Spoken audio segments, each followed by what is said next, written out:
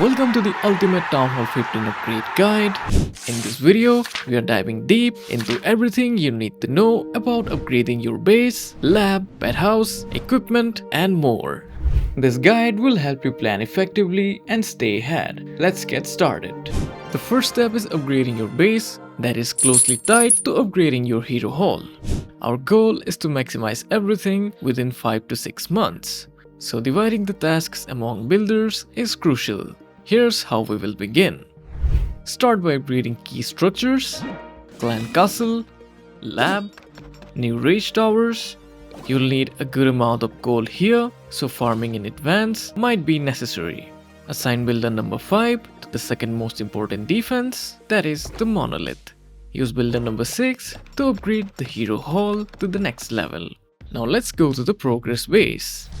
This is block 0 and we have got these to the max level for Town Hall 15. Then here's where the magic happens. We are assigning dedicated roles to each builder. Builder number 1 through 6. Builder 1 takes charge of the army camps. Builder 2 handles the barrack and the spell factory.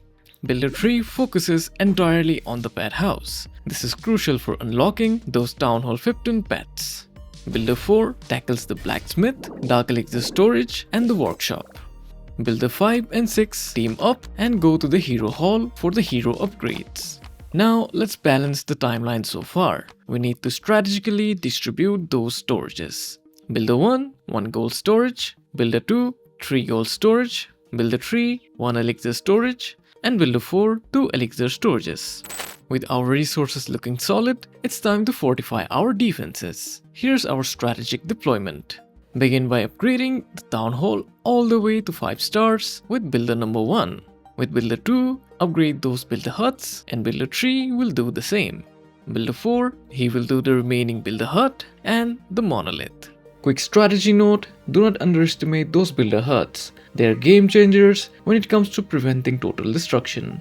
Moving to heavy defenses, we are strategically placing the Scattershot, Inferno, and 1 Expo in the care of Builder 1, 2, and 3, while the Eagle Artillery, Spell Tower, and Expo will go to Builder 4, which brings us the total time required to these many days. By the 3-month mark, your base will already be taking shape, looking increasingly maxed. Now we will go with more important defenses, so we'll scatter them through different sections. Technically we can leave the rest, but since we have time and also the fact we need maxed cannons and arch towers to merge them in Town Hall 16, it's something to consider before rushing. We wrap up with traps and mortars. Yes, I saved the mortars for the last. That's because their defensive upgrades are truly a league of their own. Actually not, I'm just kidding. They suck. By following this timeline and using builder potions occasionally, you can finish upgrading your base even faster. For books, it's best to use Book of Building and save the Book of Everything. Similarly, avoid using Clan War League medals at this point and save them for something else that we will be covering in the next section. Finally, remember, this guide provides a structured path for upgrading, but it's perfectly fine to adapt this one to suit your preferences. At the end of the day, Clash of Clans is just a game and it is meant to be enjoyed. But between us, following the Bios upgrade guide, that's pretty cool, just saying. Stay tuned for the next segment where we will dive into the hero hall upgrades. Now let's dive into the plan for upgrading our heroes, with a timeline of roughly 5 to 6 months. Over that period, we'll have access to at least 5 Book of Heroes. That's a big advantage. 40 days of upgrade time reduced right off the bat. Since we are dedicating 2 builders to hero upgrades, we can upgrade 2 heroes simultaneously. Here's the ideal sequence. Start with the Warden. He's the most versatile hero, essential for both ground and air strategies, making him the MVP in the current meta. Alongside the Warden, upgrade the Archer Queen, the highest damage dealer in your arsenal. With these 2 upgrades completed, you will knock out the first 80 days of your timeline. Let's move on to the Minion Prince. While he's upgrading, you will likely focus on the ground strategies. So the next decision is key. For ground strategies, having either the King or Royal Champion available is critical. My advice is keeping the King available for ground use. This phase will add another 80 days, bringing us to a total of 160 days so far. Finally, it's time to upgrade the Barbarian King. The final phase will take around 80 days, completing the hero upgrades in about 240 days. That's a massive improvement over the 385 days if you would use just a single builder. Remember those 5 Book of Heroes? Use them wisely. Apply each to upgrade requiring 8 days, as that's the maximum time for a single level right now. The strategy saves another 40 days, reducing your timeline to 200 days. But wait, there's more. If your average CWL earning is 160 medals per month, you'll accumulate around 800 medals over 5 months. Use 2 Hammer of Heroes to further speed up your upgrades, saving you additional 16 days. That brings the timeline down to 184 days, just an inch over 6 months. And if you happen to snag a few builder potions along the way, you can push the timeline even further below. Efficiency at its finest. At this point, you've got a clear and efficient path to maximizing your heroes in record time. If you have found this guide helpful, I would really appreciate a like for the video. It motivates me to bring you even better content. Now that we have handled the heroes, let's move on to what's next on the Town Hall 15 journey. We are in the lab now, and we have got a total of 33 units to upgrade, 21 being Elixir and 12 being Dark Elixir. To maximize efficiency, we will switch between the resources throughout the process. Let's start with upgrades that provide immediate value in wars and farming. First, the Electro Dragon. This unit is a game changer with plenty of strategies centered around it. Secondly, the Barbarian, unlocking super barbarians for creating effective funnels. Then the Goblin, for unlocking sneaky goblins. They help you collect resources much faster. Next, we'll tackle the troops with higher upgrade time or critical utility. Start with the Witch and use a hammer here. The 12-day upgrade makes it second longest in Town Hall 15. Completing this one with one shot saves time significantly. Next, the Dragon. This is a smart investment. Next is Wallbreaker, and it will unlock Super Wallbreaker in a more powerful version. Next is Bowler, essential for unlocking Super Bowlers, which remain incredibly strong at Town Hall 15. Moving on to the new Town Hall 15 troops, the Root Riders. They should be available to train in barracks by this point. Follow up with the Electro Trident, where using a hammer is recommended due to their 13-day upgrade time, the longest in Town Hall 15. Druids also benefit from the hammer, as they pair exceptionally well with the Root Riders. Support troops like healers come next, as druids can't always be relied on for consistent healing. Wizards are also essential for cleanup roles, while Valkyries pair well with the Root Riders. Now let's turn our attention to the spells, starting with the lightning spells for air strategies. Then the healing spell for pretty much any type of strategy. Ice Golem because we want the freeze effect. Next, Jump Spell and Clone Spell should follow, with Jump Spell opening up strategic pathways, and Clone enabling explosive attacks like Super Archer bombs. Poison and Recall are also vital, Poison for neutralizing enemy clan castle troops, and Recall for creative strategies.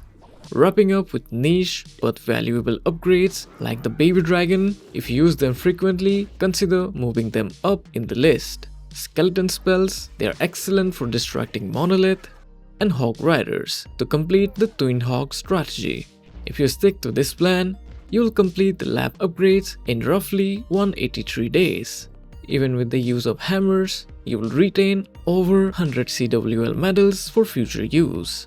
Some units like archers, giants, P.E.K.K.A.s, miners, and minions don't see much attention at Town Hall 15 or higher, so it's best to skip them unless they are part of your specific strategies, like using the bats for a bat donut strategy, or maybe the apprentice warden if you are not using the life gem.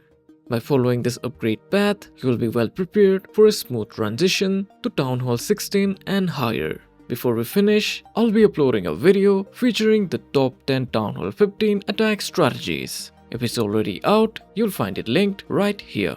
Watch it to discover every strategy you will need to dominate Town Hall 15.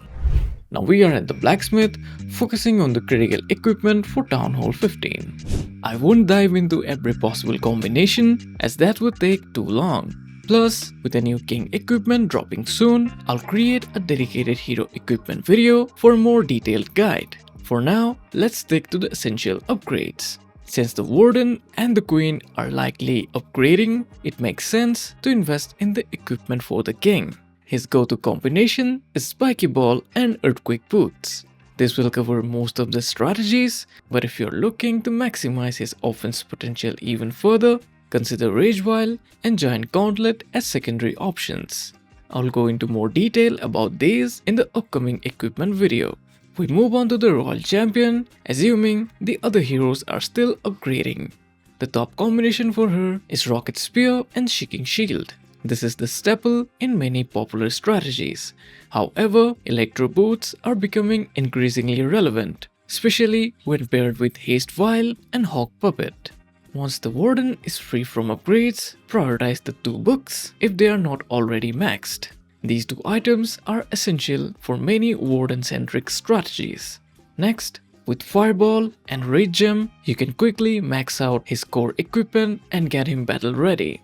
Now onto the Queen. She has a wide range of combinations, but we'll focus on the top two to keep things simple. Healer Puppet and Mirror Clone are must-haves, offering incredible synergy. Follow that up Giant Arrow combination. If you want additional versatility, you can also invest in Frozen Arrow. The Minion Prince, he only has got two equipment options, so upgrading those to a decent level will suffice for now. If you want a deeper breakdown or more insights into equipment strategy, check out the link card for the hero equipment guide, if it's already uploaded. Now we are in the pet house, where we have got 4 brand new pets and a few levels to go for the previous Town Hall 14 pets. When it comes to upgrading, you can prioritize pets based on how often you use them, upgrading them one after another. However, I personally prefer to max out one pet before moving to the next one. Start with Phoenix, which pairs exceptionally well with the king. Since the king is often in use while the other heroes are upgrading, this team up makes sense. Phoenix takes approximately 39 days to max out. For the second pet, you have a choice. If you plan to use Diggy at Town Hall 16 or higher, it's a good idea. Diggy pairs well with Royal Champion at Town Hall 15 but loses value significantly at higher Town Hall levels. Personally, I sometimes use Diggy with the Warden, which is why it's my second priority. Maxing out Diggy will take 39 days. Alternatively, you can go for Frosty as your second pet. Frosty pairs effectively with either the King, Queen, or even the Warden, offering solid support in various strategies. Upgrading Frosty takes around 38 days. Next, focus on the Poison Lizard, which works well when paired with the Warden, adding utility to specific strategies. Lastly, upgrade the Yak. It pairs nicely with the Warden in Electro Titan attacks from Town Hall 15 and above, providing additional tanking and wall breaking capabilities. If you follow this sequence, you will complete all the upgrades in approximately 176 days. As for Lassie, it's best to skip upgrading this pet.